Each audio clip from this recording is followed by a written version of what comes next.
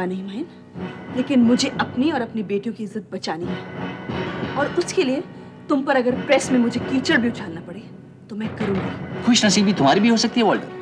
मेरी? मैं समझा नहीं। मेरा मतलब ये है कि हेवी मसाला बीट रूट का एक मसाला तुम भी हो सकते हो। जी वॉल्टर, तुम्हारा गाना सुनने के बाद मुझे तुमसे काफी उम्मीद हो गई है। ऋषभ, रिश्तों को नाम देने में इतना वक्त नहीं लगता। तुमने खुद ने ये तय नहीं किया है कि तुम उसे क्या रिश्ता देना चाहते हो।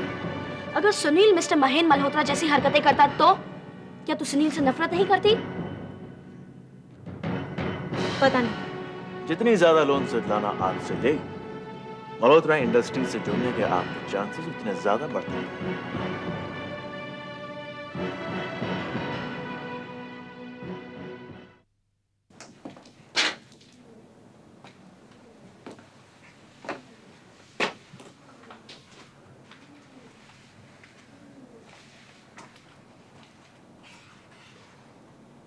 कैसे हो त्यागी?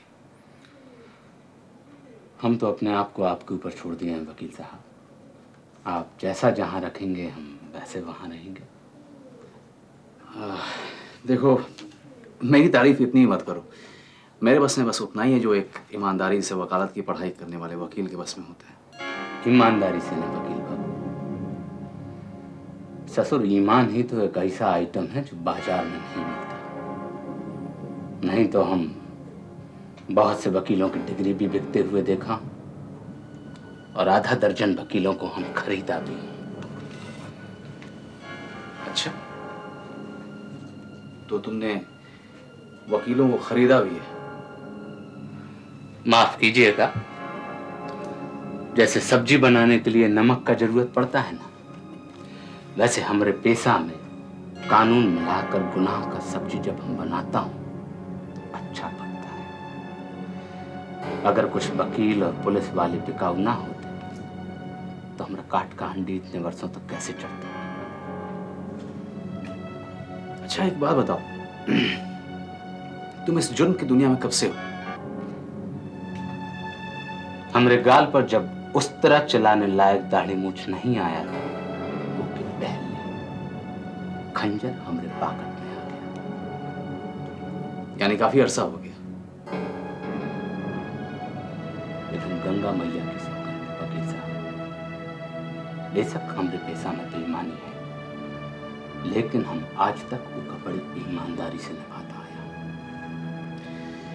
पेशा अच्छा हो या बुरा, हर पेशेवर अपने अपने फलसफे बना ही लेते हैं। लेकिन एक फलसफा हम आपसे मिलने के बाद बनाए। दुनिया का कितना ही बड़ा धूर्त हो, चालाक हो, बाजार में अपना कीमत के लिए कितना ही बड़ा मुंह फाड़ता हो, लेकिन आपका एक सच्चाई का ताकत के आगे दुनिया के बड़े से बड़े झूठ घुटना टेक देता है। आपसे 2 मिनट की मुलाकात के बाद हमको लगता है कि सच्चाई हमसे मिलकर गया है। आपसे मिलना गंगा नहाने के जैसा है। त्यागी, मैं तुम्हें इतनी अच्छी तरह जानता भी नहीं हूं कि मैं ये बता सकूं कि ये बात तुम अपने दिल से बोल रहे हो या सिर्फ जबान से। और वैसे भी मेरी एक कमजोरी है, ज्यादा तारीफ सुनने के बाद मेरे कानों में छाले पड़ जाते हैं। आप भी बात करते हो वकील साहब, अपना ताकत को अपना कमजोरी बताते हो। अच्छा, एक बात बताओ, तुम्हें लगता है कि मैं तुम्हारा ये केस जीत पाऊंगा, तुम्हें बचा लूंगा? हाँ, हमको लगता है कि आप जो करेंगे ना, उससे अच्छा हमारे लिए कोई नहीं कर सकता। चलो, हफ्ते भर में इसका ही फैसला हो जाएगा। क्या हो जाएगा हफ्ता भर में? यही तुम्हारी जमानत की सुनवाई होने वाली है। ए वकील बाबू, ये बात ठीक नहीं है। क्यों, क्या हो गया? अरे लाख अच्छाइयां हों आप में, लेकिन हमका आपकी बुराई का पता भी चला। कौन सी बुराई? अरे खुशखबरी सुनाना आपको नहीं आता। हमरे केस को आप जमानत की सुनवाई तक पहुंचा दिए। बहुत बहुत शुक्रिया आपका और करण। अब तनिक एक बार एक खबर हमका मुस्कुरा कर सुना दो। हमरा दिल का कातिल। क्या क्या बात कर ओके ओके ठीक है। अगले हफ्ते तुम्हारी जमानत की सुनवाई होने वाली है। ओके बस ओके दागी ओके। Yes. 1, 2, 3, 4, 5, 6, 7, 8, 9, 10. हाँ, ढूंढो अब। यार रश्मि, मेरे को प्लीज बताओ वो कहाँ है यार? सोनू, तुम्हारे पापा चीटिंग करने की कोशिश कर रहे हैं। ये अच्छी बात नहीं है ना? जिसका कोई नहीं उसका तो खुदा है यारो, खुदा है यारो, यारो, यारो।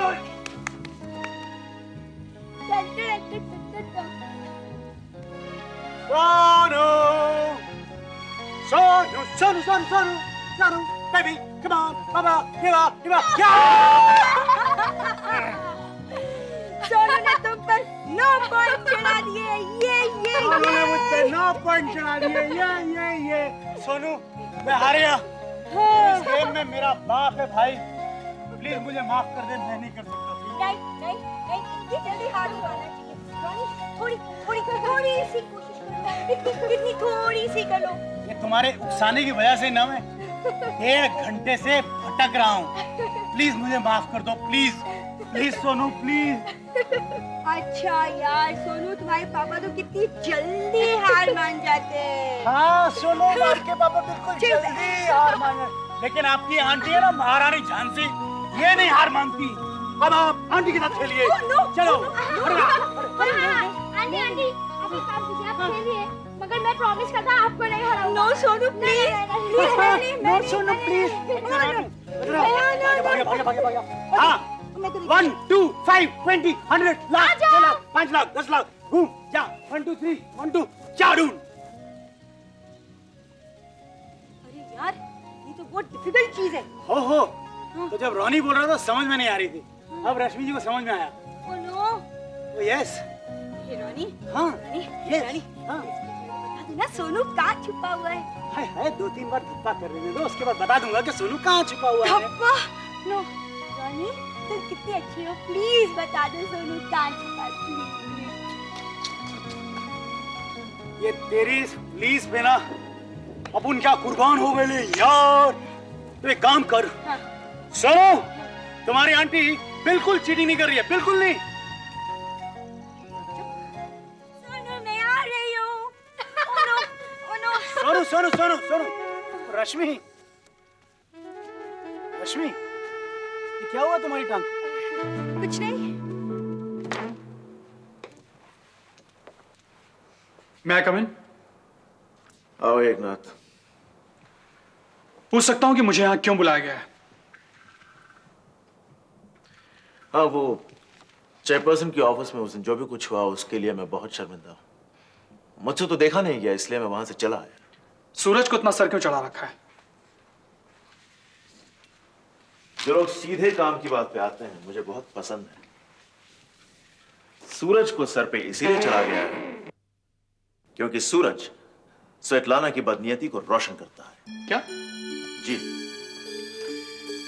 पर सूरज स्वेतलाना को दौलत कमाने के अनाप शनाप तरीके सिखाता है। पैसे कमाना कोई गलत बात नहीं है, लेकिन मल्होत्रा इंडस्ट्रीज की चिता जलाकर हाथ सेकना गलत ही कहलाएगा। तुम्हारा कहने का मतलब है कि स्वेतलाना जी, नहीं मेरा मतलब है चेयरपर्सन, अपनी कुर्सी की ताकत का गलत इस्तेमाल कर रही है। बहुत ज्यादा गलत इस्तेमाल कर रही है। वो दोनों ये समझते हैं कि मैं बेवकूफ हूं, लेकिन फाइनेंशियल एडवाइजर होने के नाते इस कंपनी में जो भी घपले होते हैं मैं जानता हूं। मतलब इस पैमाने पर बेईमानी हो रही है। लालच का कोई पैमाना होता है? जब से स्वेतलाना चेयरपर्सन की कुर्सी पर बैठी हैं, उनकी हर पॉलिसी के पीछे खुदगर्जी है।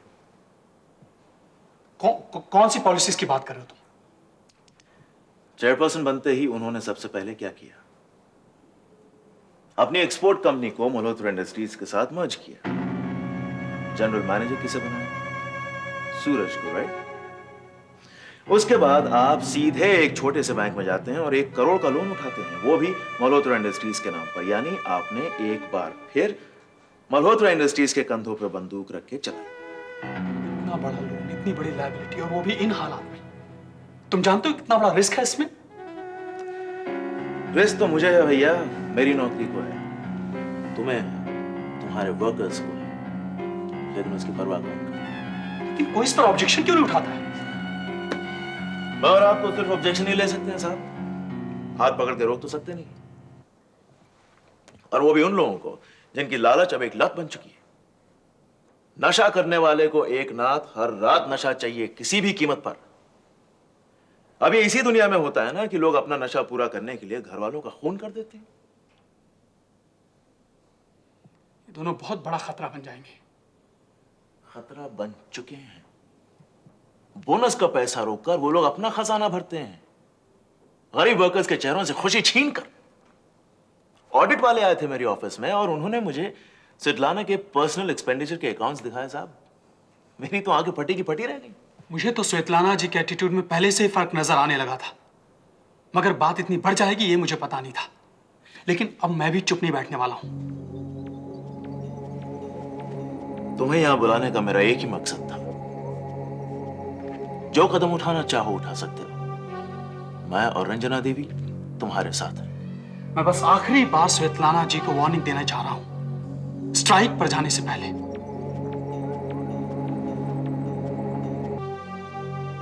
कुछ नहीं हुआ मेरी टांग को। तो ऐसे लंगड़ा क्यों रही हो?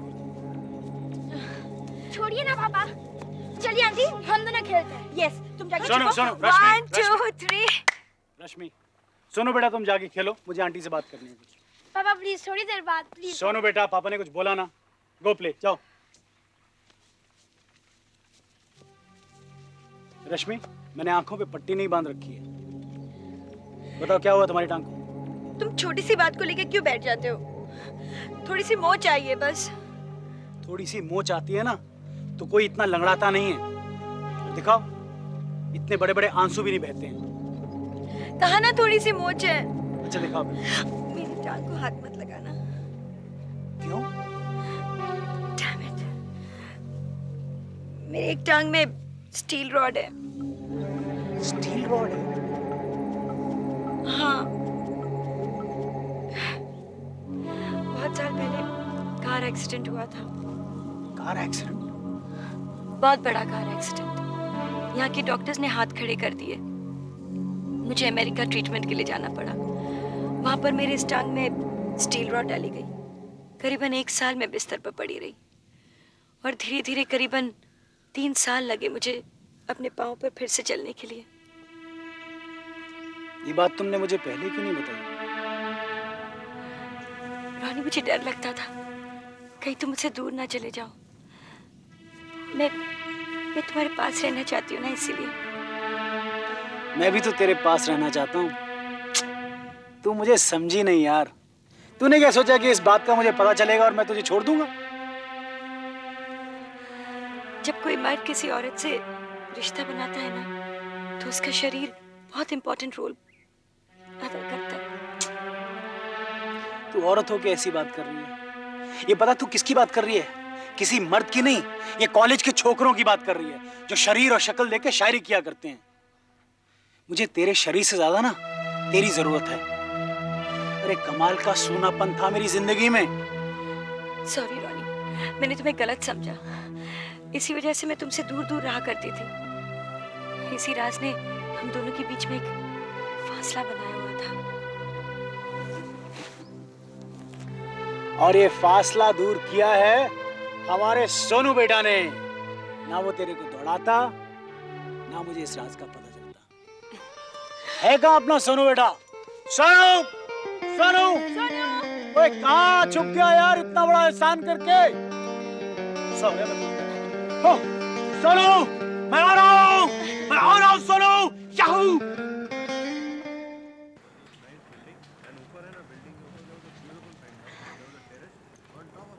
हाय वॉल्टर, तुम खड़े क्यों हो गए? एटिकेट दिखाकर फासला मत बढ़ाओ। कैसी हो? अगर कहूँ कि ठीक नहीं थी तो वो तुम्हें गिल्टी फीलिंग होगा, और अगर कहूँ कि ठीक थी तो वो झूठ होगा। सच बात तो ये है कि मैंने अपने आंसुओं के दाग साबुन से रगड़ रगड़ कर मिटाए, तब जाकर इस चेहरे पर हंसी आई। एनीवे, तुम बताओ कैसे हो? हेलो, कैसे हो? ठीक हूँ। ये क्या? मैंने 4 सेंटेंसेस में अपना हाल सुनाया तभी पूरा नहीं हुआ, और तुम तो बाबा सिर्फ 2 वर्ड ठीक हूँ कहकर चुप हो गए। और सुनो, आज मैं बहुत बोलने वाली हूँ क्योंकि आज हम बहुत दिनों बाद मिले हैं। वैसे तुम्हें मुझ पर तरस कैसे आ गया जो तुमने फ़ोन करके मुझे बुलाया? बस तुमसे मिलने का दिल किया। थैंक यू मिस्टर दिल, मेरी याद तो आई। यार थोड़ा जल्दी तरस खा लिया करो ना। तुम्हारे फ़ोन की घंटी बजी तो आज ऐसा लगा जैसे किसी मंदिर की घंटी बजी, जैसे मेरे इतने दिनों की तपस्या कबूल हो गई। I've missed you lots. अपनी आंखों से आंसू को मत निकलने दो, वरना मैं तुम्हें वो सब नहीं बता पाऊंगा। क्या? वैसे ये बात सुन के तुम्हें खुशी तो काफ़ी होगी। अच्छा, तो खुशखबरी सुनाने में वक्त ज़ाया ना करो। वैसे भी आज कई चीज़ें मेरे साथ कई दिनों बाद हो रही हैं। वो बात यह है कि कैनेडियन बेस्ड एक इंडियन बीट ग्रुप ने मुझे उन्हें ज्वाइन करने का ऑफ़र दिया है। मतलब वो यहाँ बॉम्बे में है या? नहीं, कनाडा में, और मुझे कनाडा जाना पड़ेगा। वैसे मैंने पता किया है, वो काफ़ी फेमस ग्रुप है। तो तुम कनाडा जा रहे हो? हाँ। अच्छा है, बहुत अच्छा है तुम्हारे लिए वॉल्टर। मैं बस इसी काम को लेके काफ़ी परेशान था। मेरी चिंता मत करना, मैं पापा मम्मी से परमिशन लेकर कनाडा आया जाया करूँगी, और फिर हम फ़ोन पर भी तो बात कर सकते हैं ना? नहीं, मैंने इस बारे में काफ़ी सोचा, और तुम्हारा मुझे भूल जाना ही तुम्हारे लिए बेटर होगा। क्या? क्या कह रहे हो तुम? भूल जाऊं? देखो, मैं ज़िंदगी की बारीकियों को बहुत अच्छी तरह से समझ गया हूँ। एक अजनबी देश में जाके अपने पैर जमाना, पता नहीं वहाँ पे मुझे कामयाबी मिलती भी है या नहीं, मैं वहाँ पे एक्सेप्ट किया जाऊँगा या नहीं, और इस पॉइंट ऑफ टाइम पे मैं तुम्हें कुछ कमिट भी तो नहीं कर सकता, और फिर तुम यहाँ पर कब तक मेरा इंतज़ार करती रहोगी? और सच बात तो ये है कि तुम्हारा वहाँ पे आना या मुझे फ़ोन करना मेरे स्ट्रगल को, मेरी लड़ाई को और भी मुश्किल बना देगा। और फिर नीतू,